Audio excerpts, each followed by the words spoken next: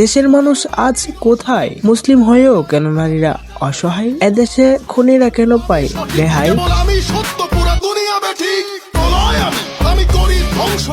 যত দিন যাচ্ছে দর্শনের পার্সেন্টেজ বেড়ে যাচ্ছে, কেন আমাদের মা বোন দর্শনের শিকার হচ্ছে? গত বছরে দর্শনের রেট 60% দাঁড়িয়েছে। 26 সালে এটা আরো বেশি শোনা যাচ্ছে। যেই খবরটা ভাইরাল হয় ওই খবরটা আমরা দেখতে পাই, আর নয়তো যেগুলো আমরা দেখতে পাই না ওইগুলা ধামাচাপা হয়ে যায়। যেগুলা ভাইরাল হয় পাবলিকরা আন্দোলন করে বিচার চাই। আমাদের বাংলাদেশে ওইগুলারই তো কোনো বিচার নাই। কিছু মানুষ তো মেয়ের ভবিষ্যতের কথা চিন্তা করে এটা গোপন রেখে দেয়। ওইগুলার খোঁজ বা কেন নেই? রামিসার বাবা নিজেই বলতেছে এদেশে কোনো বিচার পাবে না, বিচার হবে না। কয়েকদিন পর আরেকটা ভিডিও ভাইরাল হলে আর তার মেয়েকে মনে রাখবে না। আমি কিছুই চাই না, আমি বিচার আপনারা করতে পারবেন না। আপনাদের এই ধরনের কোনো রেকর্ড নাই।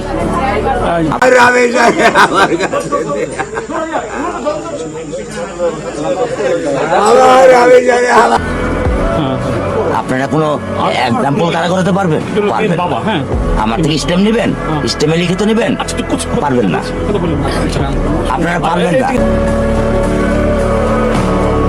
এই ঘটনার পরে দর্শনকারী গ্রেফতার হয়েছে। তবে কেন এই বিচারের জন্য আন্দোলন করতে হবে? খুনি কেন এখনো বেঁচে রবে? বাংলার মানুষের একটাই দাবি, খুনির মৃত্যু চাই, কারণ মৃত্যু ছাড়া এ কাজের কোনো বিচার নাই। একে তো ধর্ষণ করেছে, তার উপর আবার মার্ডার। সাথে সাথে পাবলিকেরা খুনিকে করার দরকার ছিল মার্ডার। একদম জায়গার উপরে খায় দিব। কথা বললি আমি জানি না কেন করলো দেরি পেতে কোর্টের অর্ডার। হে গাইস, আসসালামু আলাইকুম, দিস ইজ জুনাইদ।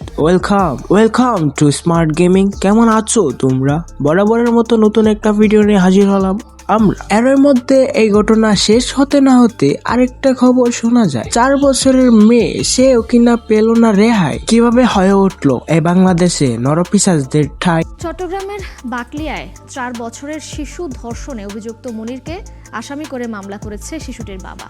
সারা দেশ যখন রামিসার ঘটনায় উত্তপ্ত এবং সারা দেশে আমরা দেখছি যে রামিসার ঘটনার বিচারে মানুষ যখন ঐক্যবদ্ধ, ঠিক সে সময় চট্টগ্রামের বাকলিয়ায় এই ঘটনাটি ঘটেছে। অভিযুক্ত এবং যে শিশুটিকে আসলে ধর্ষণ করা হয়েছে বলা হচ্ছে সে কিন্তু 3 বছরের একটি শিশু। এবং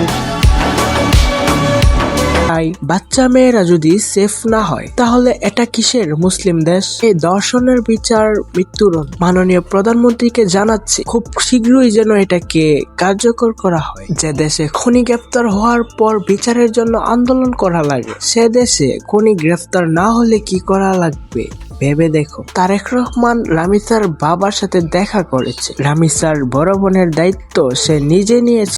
প্রধানমন্ত্রী যখন আমার এখানে এসে উনি বলেছেন যে আমি একজন প্রধানমন্ত্রী হিসেবে আসিনি, আমি একজন মেয়ের বাবা হয়ে একজন মেয়ের বাবার কাছে এসেছি।